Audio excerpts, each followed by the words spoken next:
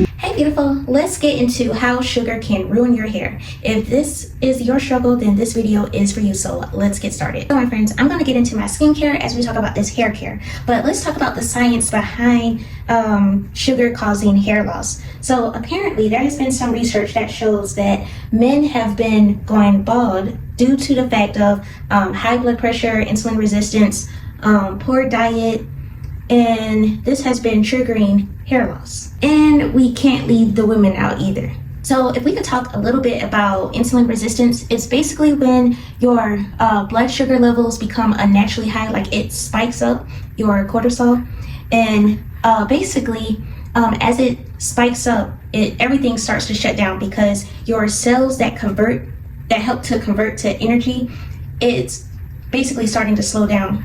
And because of that, your hair cells and your follicles and everything is starting to slow down, which in turn is slowing down your growth rate and is weakening your hair follicles, all because of this spike in your blood sugar levels. So I kind of think of it as like you're at work and then your whole team decides not to show up, and it's like your busiest night and it's a lot of work, and so you're the only one that's on the floor and you have to do all the work. And so of course you're going to do as much as you can, but at the same time, you're probably going to work kind of slow because you're the only one that's working.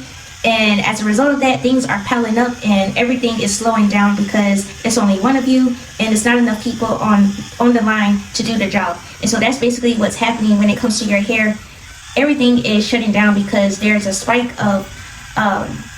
in your blood sugar levels, and there's not enough help going on to keep the circulation going in your body. So when there's slow circulation like that, unfortunately your hair begins to suffer. And so for men, there's like an increase of the balding, which is like the I think it's called the androgenetic balding that happens. So basically it begins in like an M shape, like at the top towards this area, and then it continues to recede until it becomes like a U shape. So that's the guys that have like hair around like this area. And then for the women, it might be an increase of stress like in the top of their head, and so that's inflammation as well.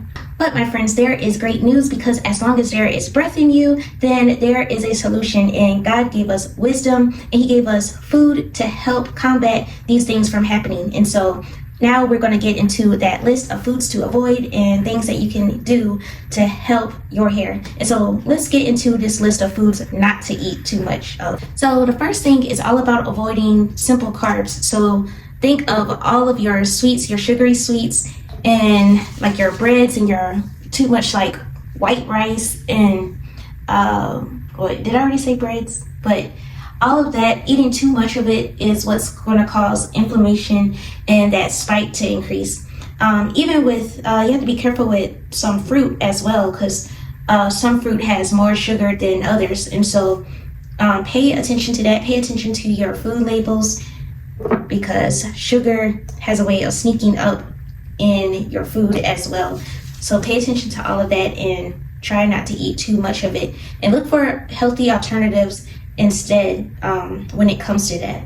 To my wonderful friends that love to turn up with alcohol, be careful with that, because too much alcohol, it can increase your estrogen levels, which can cause estrogen dominance and could lead you to this same thing. So be careful with drinking alcohol. The same thing goes to all my fried food lovers. Be careful with that, because the oils that they use to fry chicken and everything with, those hydrogenated oils, it can increase your testosterone levels if you consume too much of it.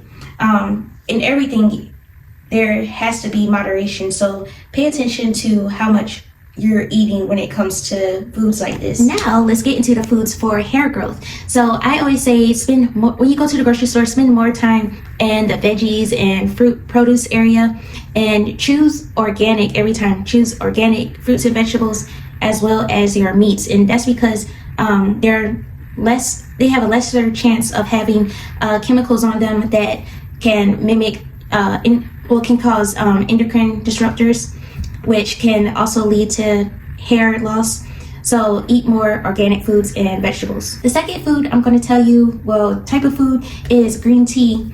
And green tea, it has a lot of antioxidants in it. It also could help with stopping the conversion of testosterone into DHT. That's why you see like some videos with people using green tea topically, like on their hair, because it helps with shedding.